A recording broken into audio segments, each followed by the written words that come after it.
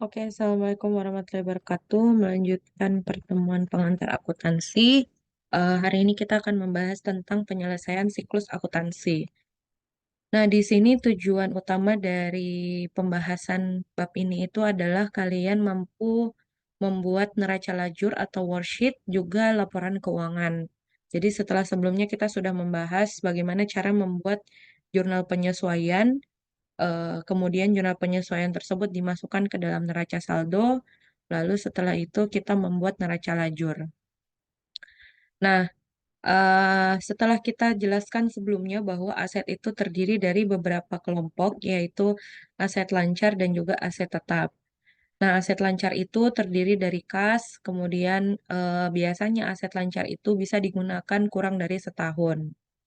Nah, selain kas itu, di aset lancar seperti yang sudah saya jelaskan juga ada wesel tagih, piutang usaha, perlengkapan, juga beban-beban yang sudah dibayar di awal.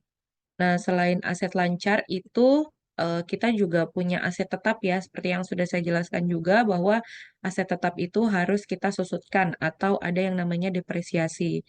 Contoh-contoh aset tetap itu ada tanah, peralatan kantor, mesin, dan bangunan. Namun tanah itu sudah dijelaskan juga bahwa dia tidak akan didepresiasikan atau tidak akan disusutkan. Nah, kemudian selain daripada aset, kita juga punya kategori lain dalam laporan posisi keuangan, yaitu kewajiban lancar atau kewajiban jangka pendek. Nah, kewajiban jangka pendek ini biasanya kewajiban-kewajiban yang harus dilunasi oleh perusahaan atau dibayar dalam waktu kurang dari 1 tahun atau dalam waktu 1 tahun. Contoh dari aset kewajiban lancar sendiri atau kewajiban jangka pendek itu ada hutang usaha, hutang gaji, hutang bunga, dan juga pendapatan diterima di muka.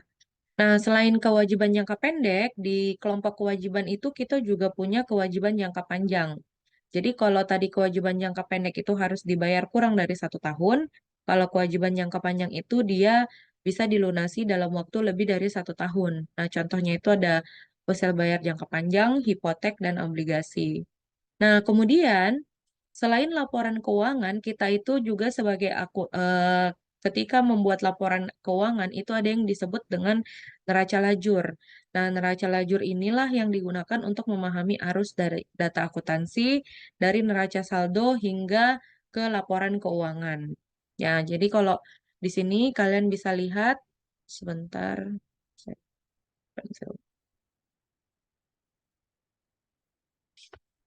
Nah, di sini ada neraca saldo ya. Kemudian di sini ada penyesuaian, lalu ada neraca saldo setelah penyesuaian. Jadi ini dimulai dari jurnal umum ya. Kemudian ketika kita menulis akun-akun yang ada di sini itu diurutkan berdasarkan aset, kewajiban, ekuitas, pendapatan, dan beban.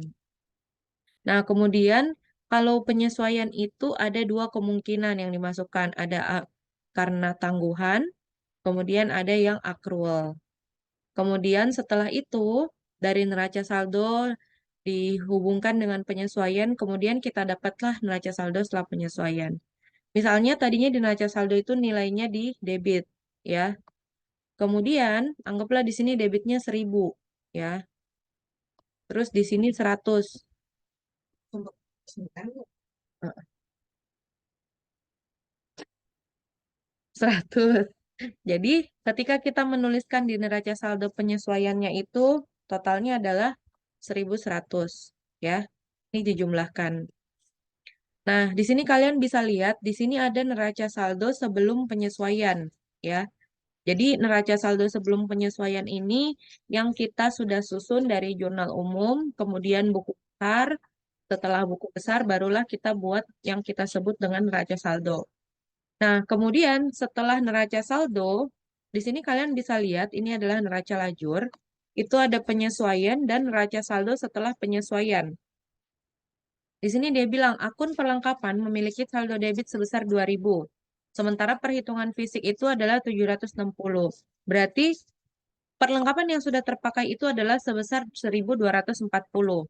Nah, itu kita masukkan ke dalam neraca lajur, ya. Karena jurnal umumnya pasti perlengkapan di kredit dan beban perlengkapan di debit. maka nanti neraca saldo setelah penyesuaiannya itu akan kita hitung, ya. Nah, kemudian akun penyesuaian yang kedua itu adalah asuransi dibayar di muka. Jadi asuransi dibayar di muka itu saldo debitnya adalah 2.400. 2.400 itu untuk 24 bulan yang dimulai pada tanggal 1 Desember. Artinya, kalau kita misalnya mau hitung per bulannya berapakah beban asuransinya, itu adalah 2.400 dibagi dengan 24 bulan.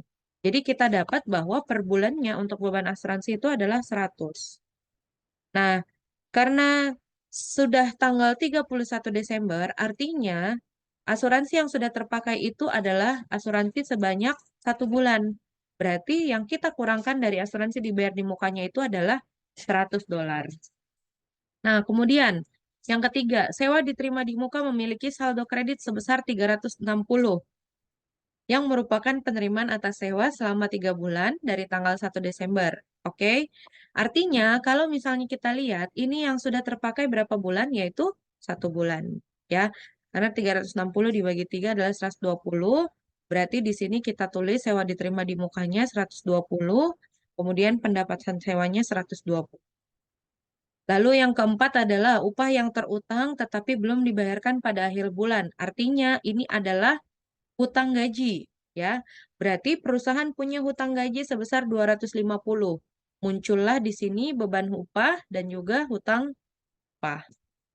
Nah, terus pendapatan jasa yang sudah diperoleh pada akhir bulan Desember, namun belum dicatat, totalnya adalah 500 sebesar $500, ya. Nah, berarti di sini kalian bisa lihat ada pendapatan jasa di kredit sebesar 500 dan debitnya adalah piutang usaha. Nah, di sini ada penyusutan peralatan kantor, berarti muncullah beban penyusutan pada akumulasi penyusutan. Nah, supaya selanjutnya, ya. Nah, ini kita total. Jadi, seluruh penyesuaian yang sudah kita buat, ini kita totalkan, kemudian kita hitung ke bawah berapa totalnya untuk debit dan kredit. Nah, kemudian setelah itu kita akan menyesuaikan antara neraca saldo sebelum penyesuaian dengan penyesuaiannya dan hasilnya itu adalah neraca saldo setelah penyesuaian. Contoh, ya, di sini karena kasnya itu tidak ada penyesuaiannya, berarti dia secara otomatis berpindah angkanya sebesar 2065. Nah, sementara piutang usaha tadinya 2220, tapi karena ada 500 penambahan dari penyesuaian, maka totalnya itu menjadi 2720.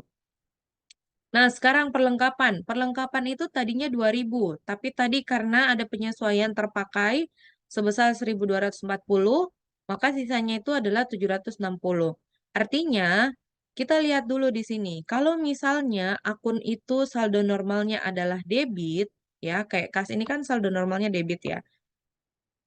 Piutang usaha juga saldo normalnya debit.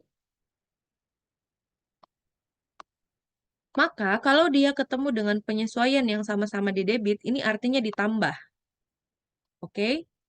Sementara kalau misalnya di sini saldo normalnya dia itu adalah debit, ya, kemudian penyesuaiannya itu adalah kredit, maka dia dikurang. Mak- Maka dari itulah perlengkapan tadinya 2.000 dikurang 1.240 dapatlah 760. Nah, ini kalian hitung seterusnya berapa, kemudian kita pindahkan semua angkanya ke neraca saldo setelah penyesuaian. Nah, harusnya neraca saldo setelah penyesuaian itu juga mempunyai jumlah yang seimbang antara debit dan kredit. Karena kalau misalnya nggak seimbang, artinya ada kesalahan dari kalian dalam perhitungan ataupun dalam penempatan debit dan kreditnya. Oke, selanjutnya di neraca lajur setelah kolom neraca saldo setelah penyesuaian itu adalah kolom laporan laba rugi. Kemudian setelah itu adalah kolom laporan posisi keuangan, ya. Nah, sekarang kita lihat. Jadi ini yang ini itu adalah neraca saldo, ya, setelah penyesuaian ya. Di sini saya tulis. Nah, kemudian ini adalah laba rugi, yang ini adalah laba rugi. Oke. Yang ini adalah laporan posisi keuangan atau neraca. Nah, sekarang kita lihat akun mana sajakah yang harus dipindahkan. Kas itu sesuai seperti yang sudah kita pelajari, kas itu kita pindahkan ke neraca. Oke. Kemudian piutang usaha juga kita pindahkan ke neraca, perlengkapan kita pindahkan ke neraca, asuransi dibayar di muka ke neraca atau laporan posisi keuangan, tanah kita pindahkan ke laporan posisi keuangan, peralatan kantor juga kita pindahkan ke laporan posisi keuangan, hutang usaha juga, sewa diterima di muka, modal, dan apa lagi? Nggak ada. Nah, selanjutnya yang kita pindahkan ke laba rugi itu adalah pendapatan. Kemudian beban gaji, setelah itu beban sewa, beban utilitas, beban perlengkapan, dan beban lain-lain. Nah, di sini ada beban asuransi, kita pindahkan ke laporan laba rugi, pendapatan sewa laporan laba rugi, utang upah itu masuknya ke laporan posisi keuangan. Beban penyusutan masuk ke laporan laba rugi dan akumulasi penyusutan itu masuknya ke laporan posisi keuangan. Nah, jadi setelah semuanya kita pindahkan, maka kita dapatkan hasilnya itu di sini kita dapat total debitnya itu adalah 9.755, kemudian kreditnya itu 16.960. Artinya, jumlah pendapatannya itu lebih besar dari jumlah bebannya.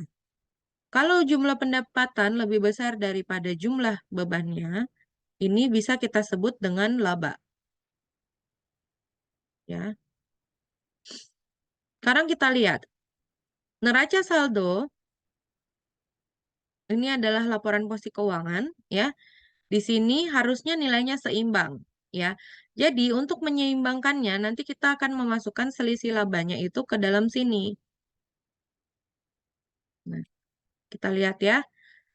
Jadi karena didapatkan laba bersihnya itu sebesar 7.205, maka 7.205-nya itu kita masukkan ke dalam laporan posisi keuangan atau neraca. Jadi kita dapatkanlah nilainya antara keduanya, antara kiri dan kanan, itu adalah 33.645.